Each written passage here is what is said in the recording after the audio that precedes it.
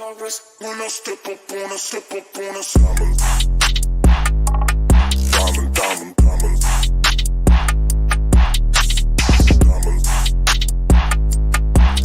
diamond, diamonds on my wrist when I step up on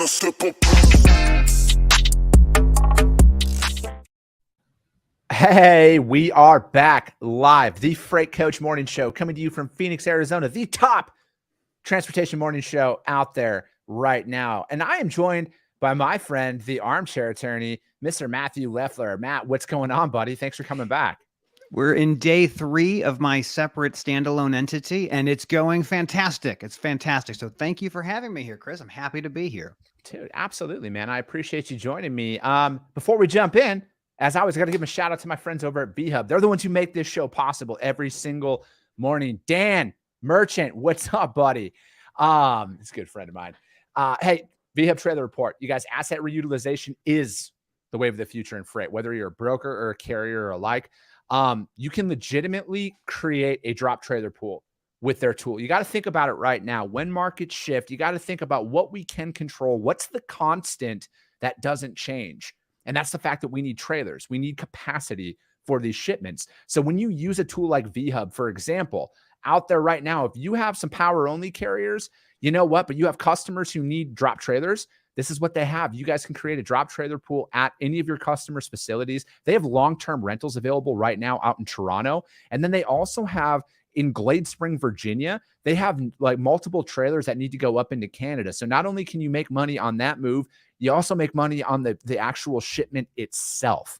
So you got to get creative right now. And then furthermore, you can round trip a lot of these drivers. So they have shipments right now, or not shipments, excuse me. They have trailers right now in York, Pennsylvania that need to go up to Coteau du Lac, which is just outside of Montreal. And then you can get a reload out of there and have that shipment go back down to Shippensburg, PA. So there's a way for you to line this up, you guys. Because again, we got to think outside of the box in any market, no matter what. We got to think outside of the box, and VHub has a tool for you, not just for you brokers, but for the small carrier out there, that 97% of those trucks on the road. If your trailer's in the shop right now and you have no other way to move some freight, check out VHub. You can work with them on a short-term basis out there. So again, check it out, vhubapp.com. Hit up my man, Xavier Campos. He's the one who can hook everything up out there. Jason, good morning, sir. Listening from Zimbabwe. That is awesome. Coach is global. The Freight Coach is fucking global. Let's go. Well done. Well done. What's up, man? How are you? Did you know it's International Road Check Week coming up? I do. I am aware of this. This is a very interesting time in the industry. When we see these numbers that come out with over 10% of assets put out of service, this just tells you that people are deferring maintenance and we need safer assets on the road. This is a big thing. Absolutely. Yeah. So your background is in maintenance. Your background is in that. So when they hear wheel end components, like what is something a driver could do today to avoid that? Because not only do you have to pay for the repair regardless, you're going to get fucking fined. Who likes getting a ticket? You know, so like what is something when you hear wheel end components and you look into that, what is some PMs that a driver could schedule now so they don't have to worry about that during road check week? This is all about preventative maintenance. This is all about scheduling things in advance so you can plan for things and avoid this unplanned downtime. Wheel end maintenance is a lot of different pieces. It's looking at the tires, it's looking at the brakes, it's looking at the airlines and all these different pieces. You need to pre-trip your assets. You need to understand what the DOT folks are looking for. And in this time of year, it's all about BLTs, brakes, lights, and tires. I love a good BLT. I love a trailer that has all of its components working properly. I could use a BLT. Right? I started off the morning making bacon and eggs for my 9-year-old. It was fantastic. I recommend a hearty breakfast for everybody. Absolutely. Absolutely. So again, you guys, International Road Check Week, May 17th through the 19th. This is also day 18 on the Freight Coach Tally. It's been going on for a hell of a lot longer than that, but day 18 of there being a truck parking issue, as well as facilities out there that don't let drivers use their bathroom. But I do challenge everybody this. If you want to see change in this industry, be the change you're looking for. All right. I think that is where that's where this progress is going to come from, you know, and it's a video that I put out there this morning as well. You know, frankly, I'm fired up today, Matt. I'm fired up today because at the end of the day, the freight's still moving. All right. The freight's still moving. What won't change is the fact that we need trucks as a broker. And if you drive away all your capacity, guess what? You have zero value add to your customers at that point. If you're out there driving down prices on carriers right now, for whatever reason that might be, again, like I said in my video, I'm not against making money here, but don't drive your product off the shelf, because that's what you're doing when you drive those prices down. If freight doesn't stop. And, to go back to the idea of maintenance we were talking about just a second ago, you pay for it no matter what. You can plan it and do it in advance, or you can wait for that breakdown or for that out of service ticket to come out from the DOT. You do not get to opt out of maintaining your commercial vehicles. And every good carrier out there understands the value of pre and post trip inspections and the importance of annual inspections and everything else there. So I love this time of year. Yeah, absolutely, man. And also, the national average for gold is at $5.50 a gallon, which is also known as diesel right now, which is just through the fucking roof. And that, again, it's up like $2.39 a gallon year over 37 cents a gallon year over year. I pull all of this information, and again, go directly to the source on this. You guys don't take my fucking word for it. Go to EIA.gov. All right. That is unsponsored by them, but that's where I pull that information and data from on fuel. And it does a breakdown, and it also helps educate everybody out there. And speaking of fuel, we got an article on fuel to break down right away. And this actually was written by my friend Sam Tibbs. We've sent messages back and forth on LinkedIn. He's with the company Cloud Trucks right now. I actually had their CEO Tobena on my podcast a while ago, and it's a great business concept, like phenomenal business concept. This is not a paid ad by Cloud Trucks. I just legitimately believe in what they're doing out there. But this is coming from Cloud Trucks blog, and it's the cost of speed. And this has a lot of valuable information in there. And again, I put all the links to all the articles in my YouTube channel, so you guys can check all of those out as well. It's just under the Freight Coach out there. You'll see me, you can't fucking miss me on that one. But still, it breaks it down. It's March of 2021 when diesel was $3.07 a gallon. We wrote, if diesel goes above $4 a gallon, it will be the top expense again for truckers. Well, just a few days ago, it was at $4.85 a gallon, the highest level out there. But we all know that it's now at $5.50 a gallon. But while none of us have any control over fuel prices, we do have some control over fuel costs by choosing the speed at which we drive. With the goal of providing helpful information to our business partners, we have updated the cost of speed blog for the current cost of diesel. And he's beginning with his grandmother, Dora, who grew up during the Great Depression, who told me at an early age, it's not what you make, but what you keep. And when running your business, it is key to know all of your costs. Granted, not everything is easy to track, and this is especially true for diesel, given the varying prices of fill-up schedule matching the load schedule. And Cloud Trucks recently added a fuel receipt program out there. Again, this is not a paid advertisement for them or anything like that. I just believe in what they're doing. And participation will ensure all your taxes get paid at the pump and used to properly calculate your IFTA payments. So another thing is so the assumption, we'll scroll down there, 1,000 miles of flat terrain at $4.85 per gallon. The average total weight is 63,233 pounds. The result, driving at 60 miles an hour instead of 75 would mean an extra 3.5 hours of drive time, 16.7 hours versus 13.3 hours ran at 75, but it would reduce your total fuel consumption by $132.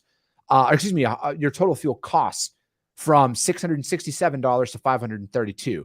Of course, your time is limited and highly valuable. So a better answer is the savings on an hourly basis. It saves about almost $41 an hour, which has an hourly rate of equivalent to an $82,000 a year full-time job, substantially higher than the average wage of $27.70. So what is something, you read it. What's your feedback? Again, I thought this was an extremely informative article. Yeah, this is great to start talking about speed regulation. So at a very high level, trucking companies have known this for decades. If you go slower, it's safer on the highway, but it's also better for your bottom line. You have less fuel consumption. It's better for the environment. You have less repair and maintenance bills because of this. You have better tire longevity. So there's a bunch of value when it comes to talking about bringing that speed down. The challenge you kind of outlined here is when you're a truck driver, you're paid by the mile. You're not paid by the hour. And so when you end up working more hours, it could be, in some cases, as a company driver, for example, you're losing money. You're losing money when you slow down. And so there's a lot of competing interests here. Ultimately, at my company, we did a lot of stuff with speed governors because we had the computers. It's not really a device you install. It's going into the computer and saying, you're not going to go faster than 65 or 68. Yeah. And what ends up happening is if you slow things down, you might get motorists that are frustrated with the truck driver going so slow. And we see this all the time when a truck is slowly passing at half a mile an hour faster. But there are massive savings for reducing speed. It just means that it's going to take longer for the driver to get there. And if that's the goal, that could be a problem for drivers. But absolutely, it saves you money. No, absolutely. And to piggyback off of an article I did recently, I can't remember which day it was, but like the FMCSA and looking into, I don't believe in a governing body telling you as a business owner, you cannot go over 65 miles an hour on the freeway. I don't believe in that. But what I do believe is putting that information out there to show you the cost savings of it. And then you as the business owner, at the end of the day, you're going to make that decision. But I also think that right now, more than ever, kind of what they're saying about knowing your costs, like that's key, because again, it's like, if you look at that cost savings overall, so if you compound that again, I think all of that additional capital that you're saving on that helps you pay off your loans faster. That helps you pre-purchase tires because tires is something that you're going to need. So now when you're watching these overall markets of these additional components for your semi, what are they at right now? What are they selling at? Use this fuel savings potentially, if you want, to pre-purchase tires, to pre-purchase things, to have it ready for when you do schedule your preventative maintenance, when you are shut down, to have your truck maintained. Because again, like that's where you can take this additional money, or hell, take it a step further, pay off your fucking truck faster, pay off your trailer faster, because that being debt-free. And again, as a business owner myself, I'm navigating all of this stuff as well. I'm in the trenches with you. Granted, I do not have $250,000 in equipment that I'm operating, but the result stays the same. Is being cash flow positive is key. And it's attainable by taking these little tips and tricks like this to pay off your loans, to pre-purchase things, to save for that rainy day on top of that, because that doesn't change the fact of if. It's not when in this industry, it's when something happens in this industry. This helps you stash up that rainy day fund. So in the unfortunate event you do have a major mechanical malfunction, you have the cash to pay for that.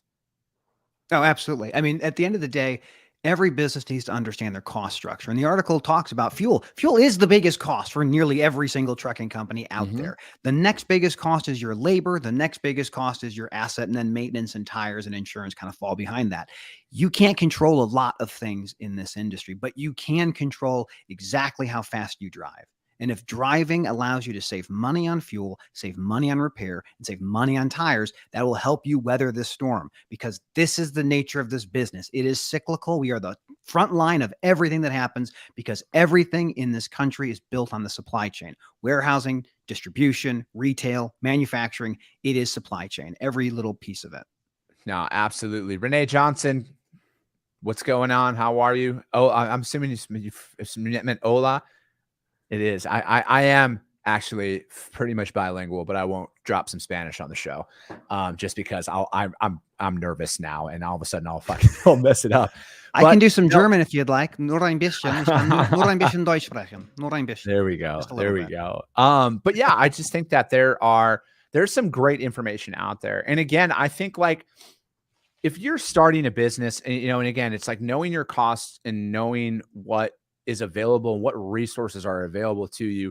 It is the importance of doing that research right now to keep you in business. All right. Like seeing where you can invest your resources in your company. My friend Andrew Teal brought up a great point the other day of researching the tires and which one maintain longer on the road to reduce fuel burn and everything else. Like it is a science out there, but as a business owner, we got to do our own research because no news entity or anything like that is going to do it for you. YouTube is a great tool, you guys. There's a ton of great information on YouTube and everything else. And then again, like this is not a sales pitch for Cloud Trucks. This is not a sponsored ad of Cloud Trucks by any stretch of the imagination, but their business model, what they have set up, if you're in that situation right now as a driver where you don't know, like you might be in over your head. We're all fucking there. I've been over my head in business as well. Thankfully, I've found some mentors to help me through a lot of this stuff, but they have some solid product offerings for you that can help you remain in business, because that's what I'm all about. I know, Matt, that's what you're all about as well. We want to see people stay in business and stay profitable in any market, and at least put the tools out there at people's disposal to take advantage of that and for those situations. So that's from Sam Tibbs. I'll put that link in out there as well. The Cost of Speed. Check it out from my friends over at Cloud Trucks. Again, that is not a paid ad by any means. Just thought that there's some serious value in that one. So, Matt Owens, did you pay him? Did you pay him that? Matt Owens. Oh, hey, Matthew Owens. Thank you. Fan. I did not pay anyone for these things, but I will say that I'm with you, workers who are dealing with non-competition agreements. I have so many friends every single day that reach out to me and talk to me about, hey, what should I do in this situation? That issue is not going away. I want to fight for this industry because they're abusive. If that's hopefully the reason why Matthew Owens knows me. Otherwise, hey, I like the fact that people know who I am. It's wonderful. Apparently it's your show now, so I'm out. See you guys. Well, you were on my show on Monday. So real quickly for the people watching, we talked about how my wife is pregnant. Well, we learned yesterday it's twins. It's twins. Fucking right it is, it's dude. Gonna be nice. Twins. So December 3rd. Thank you. You know, we're going from man to zone. I don't know what that looks like. We're very terrified. We're very excited. You're not an athlete. I know you're not. So zone defenses, it's 3-on-2. Okay. So like you're going so what am I doing now with 4-on-4? How do I do that? Fucked. What does that even? Fucked is what that is. Well, that's inspiring. Thank you. I'm so glad. Yeah, of course, man. So second article is coming from Stace. What's up? Second article is coming from my friends over at the JOC. Pitfalls increase for break bulk importers as sanctions grow in complexity. So this was one of the, I don't need a reason to bring you on, but I want to have you on because you are a fucking attorney by trade. So when you see stuff like this, man, so when it comes to sanctions and tariffs and all this shit that's going on in the world, what can you do as a business to protect yourself? What I want to do in this, we talk about this article, is to find two terms. There are two. Absolutely. We all are. There are two terms that really matter in this article. One of them is called a rebuttable presumption, and the other one is called clear and convincing evidence. So what those things mean, there's a legal terms of art. And what a rebuttable presumption means is that the government is going to assume that what you're getting, if it's coming from one of these areas that they're not supposed to come to, you don't get to have it. You have to prove to the government that you have gone through the proper due diligence, that you have avoided these sanctions. And the rebuttable presumption means you're probably going to lose. You need to make sure that if you're going to be importing things, that you are complying with everything that's out there and you have good counsel, because that rebuttable presumption is only overcome by a term called clear and convincing evidence. So this is burden of proof. I'll be very brief. We know what it means to be beyond a reasonable doubt. That is a very high standard. Then we have a preponderance of the evidence. That's what civil courts, that's like the middle of the bar, like flip a coin. Maybe preponderance shows that. Clear and convincing is above that. You have to have good evidence. And the lawyer who talked in this article explains a little bit about what that means. They use a little bit of sanitary language, forced labor. It's not forced labor, people, it's slavery. We have put rules in place to avoid taking things or importing things that is built by slaves. And that is what it's about. It's not about, forced labor is a very disinfected term, but it is slavery. And our government has said, we're not going to allow you to import things that are built by slaves. And I think that's probably a good thing. But how do you prove that? Clear and convincing evidence. It's a very interesting article. Yeah, I thought it was good because they're like the so-called Section 301 tariffs on Chinese-made goods are set to expire this summer. And it's expected to conduct a review if necessary in tariffs in the near future. And that Section 232 tariffs on steel have not been eliminated, but instead replaced with a tariff rate quota system. Lowe said under that system, a certain volume of steel and or aluminum can be imported to the U.S. without application of the tariff. But once that quota amount is reached, the tariffs again apply. A current hot button issue in China trade is ramping up the enforcement of U.S. ban on products made with forced labor, in which you're talking about there. And again, that's something that mainstream media won't talk about for some reason, that does happen in China. But yeah, I think that again, go ahead. I'm sorry. What I would say here is this is the price of globalization. When you offshore things, you're offshoring because the cost to make something domestically is too expensive. The cost of labor is too expensive. So you outsource, so you offshore to a different place. And for many years, the way that most of the places worked is we're not going to look at how it's made. We just know that it's going to be cheaper to be made somewhere else. The idea you make something half a world away and it's still cheaper than making it here.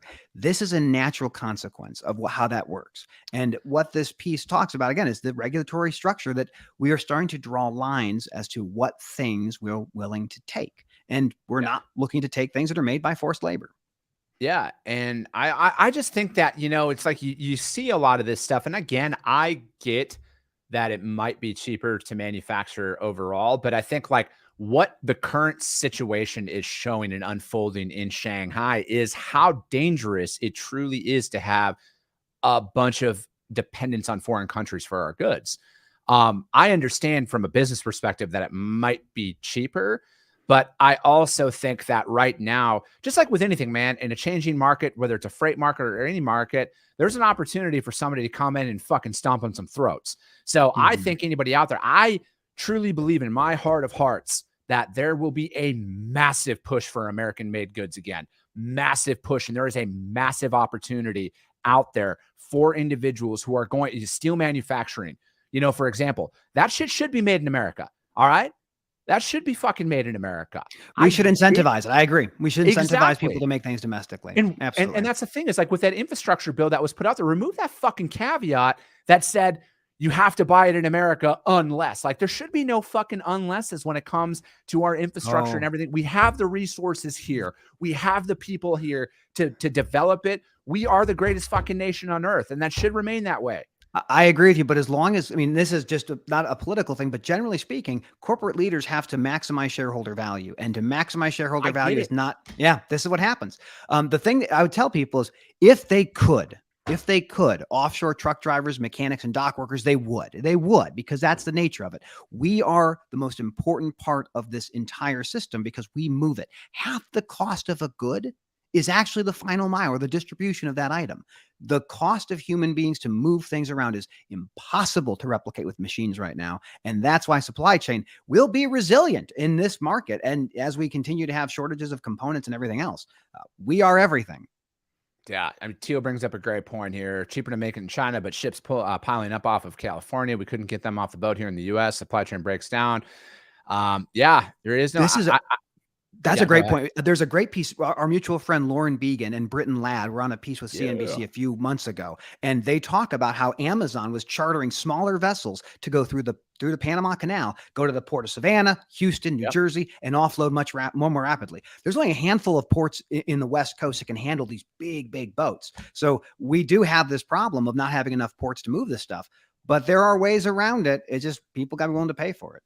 Yeah, no, I get it. And I think people are. I think it will reach that critical point when people actually start seeing shit not available for the first time. Then there's going to be a push. And again, I think that that's right now. I will never hide behind the fact that I am pro-America in fucking everything.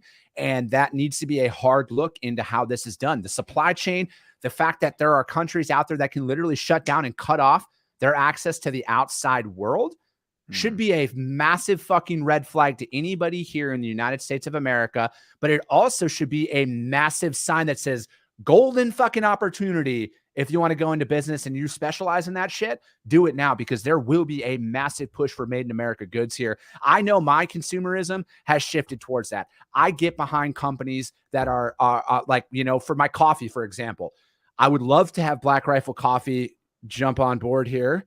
But it is, dude, I buy it because it's a veteran owned business made in America. I spend my money and I do my money out that way. Absolutely, man. Absolutely. I'm with you. Yeah, man. All right. That article was from my friends at the JOC. Check it out. Break bulk, pitfalls increase, and importer sanctions grow in complexity. So check that out. Last article comes from FreightWaves. It is U.S. supply chain pressures ease as transportation capacity grows. And this is about the Logistics Managers Index, and it shows supply chain metrics retreating from recent highs. Activity across the supply chain grew a healthy clip during April, but the pace of growth slowed to the lowest levels recorded since January of 2021, according to a monthly survey released. The LMI Logistics Managers Index, check it out, a measure of supply chain conditions, registered a 69.7 in April, down 6.5 percentage points from March's record. The index remained above its all-time average of 65.3. Yeah, so the transportation capacity sub-index came in at 56.9, 11.2 percentage points higher than March, reading a return of expansion for the first time since May of 2020. The growth rate shows for higher upstream wholesalers as distributors, 59.1, then downstream companies came close to the consumer end. The trend line now makes a marked U-shape as capacity increases in April 22 begin to resemble growth rates during the early stages of lockdown in April of 2020, the report read. I'll let you take it from there, man. What are you? The thing that stands out for me is the tender rejections are going down. So what's happening is contracted freight is moving. People are accepting it, and they're not going to the spot market as much as they were. That's a big deal. The thing I also find interesting is that warehousing is up. So what happens when people aren't buying stuff? Well, you have to store it somewhere. The whole system we have in supply chain is what we call just-in-time fulfillment. The idea is you're going to get the thing, and it's already on its way. You've already bought it. It's ready to go. We're not going to store massive inventories. Inventories build up, warehousing prices go up, and consumer demand goes down. This is interesting. This is the cyclical nature of our business. We've seen these things before. We will see them again. Relationships, what get you through any market, any economy. And that's why this industry is so relationship driven. You want to make sure you know your shippers. I look to someone like Dan, the driver row. I plug him, or Ingrid, all the time. These are people that have done this business for decades, and they'll go, yeah, it's not going to affect me because I have relationships with people. You have to multi-home. You have to find your freight however you can. No one's trying to give you profitable loads. They want to give you loads, and it's up to you to figure out if they're profitable or not. Yeah. And I think that, again, it's just a lot, like there's a ton of data that's always going to be out there, but I also think it is as simple as this. Somebody's going to be moving this freight. Somebody's going to be profiting off of this freight. Is it going to be you, or is it going to be your competition? That's what you have to ask yourself. And that's the dangers of when markets shift, regardless of any situation that it is, whether it's a brokers, carriers, or a shippers market, however the hell you want to put it, there is an opportunity in those markets, because rest assured, you guys, in my 15 fucking years in this industry, somebody's fucking up right now as we speak. I would bet my life savings of $5 on the fact that somebody is messing up right now. So it doesn't matter, because what happens is when markets shift and there's an opportunity to make money, and I'm a fucking capitalist, I love making money. But like I had said when we had started this show out, you cannot drive capacity away from you. All right. You cannot drive capacity away from your shippers, because if you don't have trucks, you don't have a brokerage at that point, regardless of the fancy fucking technology you claim to have. If trucks don't arrive, you have no reason. And there's people out there in any market, whether it's a good market or a bad market, who are absolute savages waiting for you to fuck up. And they're waiting to take that one load away from you. And then one load compounds to 2 to 4, and then you're out the fucking door. That just rhymed, and I didn't mean that for that to happen, but it sounded cool at the moment. But again, you guys, there's a lot of real shit that happens in freight. A lot of real shit that happens. But this is a full contact sport. It's a full contact sport. This is not right now is more dangerous and detrimental to the brokerage community when it's a broker market than it is when it's not, because that opens up the exposure of you trying to push just a little bit too far. And I'm guilty of this. I did that as a broker early in my career. I'm speaking from real fucking experience. I have seen my book of business practically disappear overnight for one thing and one thing only: greed on my part. Greed.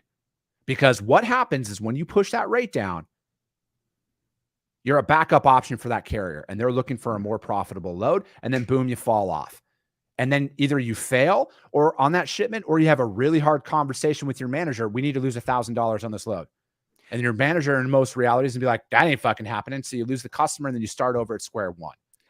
We are going to see a very interesting next few months and weeks. One of the things to keep in mind is a lot of the assets that people have purchased over the last couple of years are very expensive, highly inflated assets that have massive debt on them with increasing interest rates.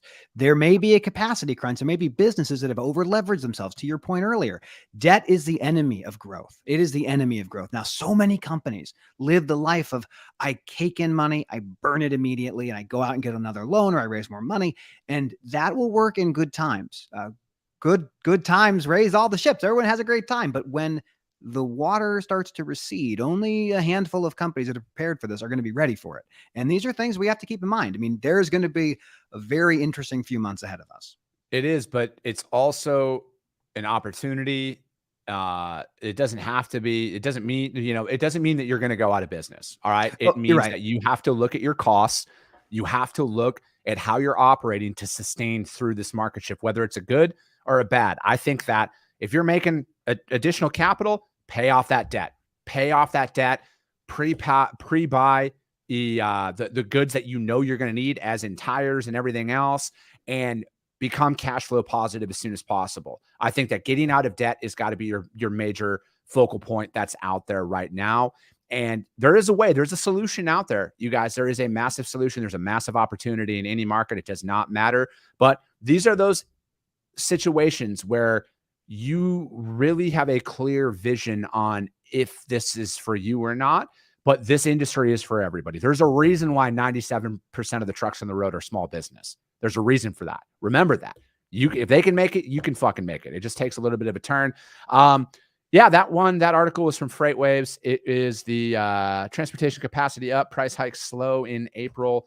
Check that one out. I'll put those links out there. That's it for today, you guys. That was a quick 30 minutes. As always, the top morning show in freight likes to keep it easily and digestible for you guys, so you guys can apply some of this information today and see a difference in your book of business. Armchair Attorney, thank you so much for joining me. Again, we're an advocate for the small business in this industry, for that 97%. We're out here to help you navigate through these market shifts and keep you running profitable, and so we can all stay in business. So I appreciate you guys all so much. We're going to go out. I don't have any outro music. Do I need outro music?